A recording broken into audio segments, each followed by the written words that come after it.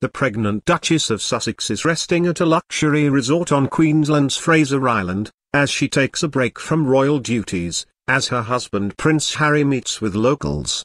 Meghan, who was wearing a maroon polka dot dress by H&M sister brand, and other stories, headed straight to the Kingfisher Bay resort to relax, after a brief chat with locals.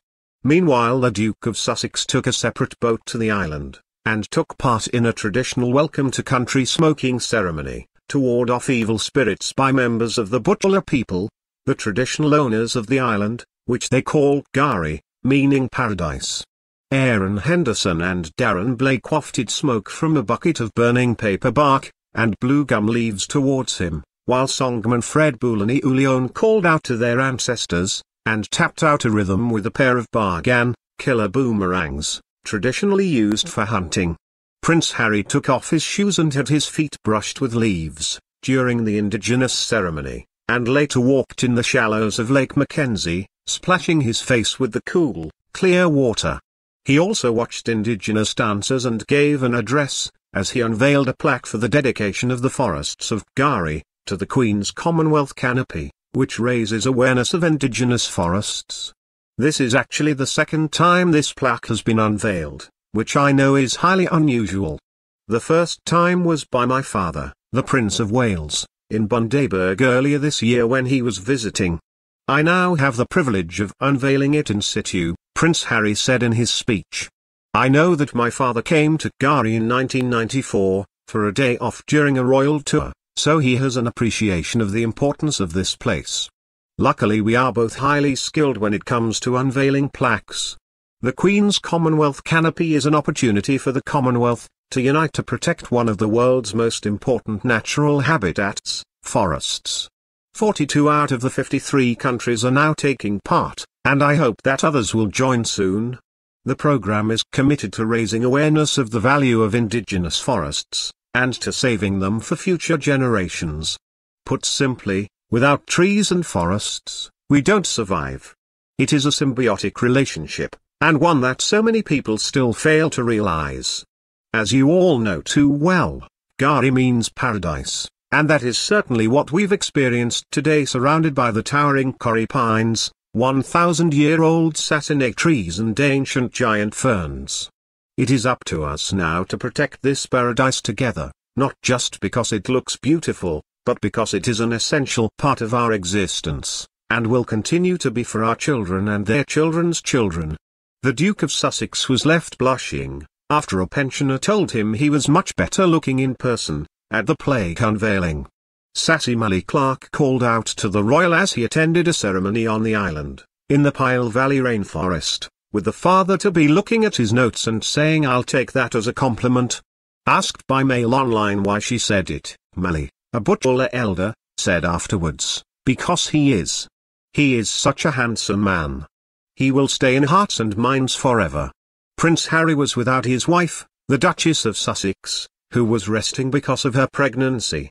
The pair travelled to Queensland together from Sydney, for the next leg of their marathon Commonwealth tour, on a military flight on Monday morning. Before the royal couple went their separate ways, the Duke took the barge to the island, which was reportedly refurbished ahead of the occasion, while the Duchess, dressed in a maroon, polka dot dress by and other stories, arrived on a whale-watching vessel. She then remained at their hotel while he travelled into the rainforest. Aides insist Meghan is not sick but simply tired. And the bumpy terrain of the World Heritage Island, the largest sand island in the world, simply isn't suitable for an expectant woman.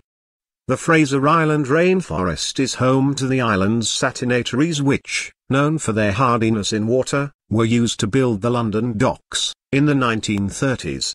The island has a total of 206,970 acres of protected forest, and some trees are more than 1,000 years old.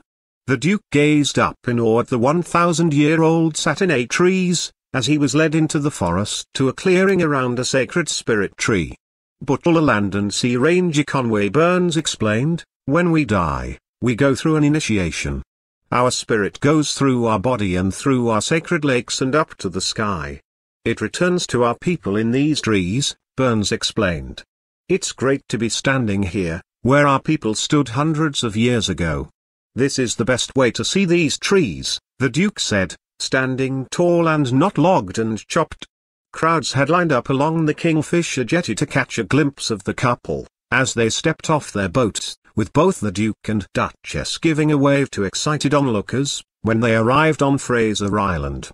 The Duke was expected to take particular interest in his visit to the beach, as it served as a training base for an elite Z Special Force unit during World War II.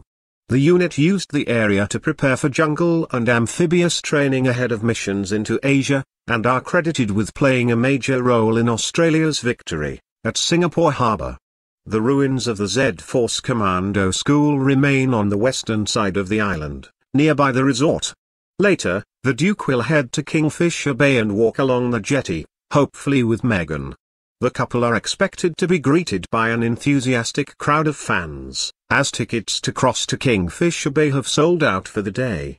When Meghan arrived on the island, Hervey Bay Eco Marine Tours posted a photo of the Duchess on their Instagram page with the caption, "Very exciting day here today at the marina."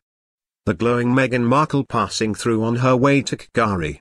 Fraser Island is the fourth stop on the royal couple's Australian leg of their tour, after they visited Sydney, Dubbo, in the New South Wales Central West, and Melbourne. Following their visit to Fraser Island, the royal couple are heading to Fiji, then Tonga before a trip back to Sydney, for the closing ceremony of the Invictus Games. Their mammoth 16-day tour finishes in New Zealand,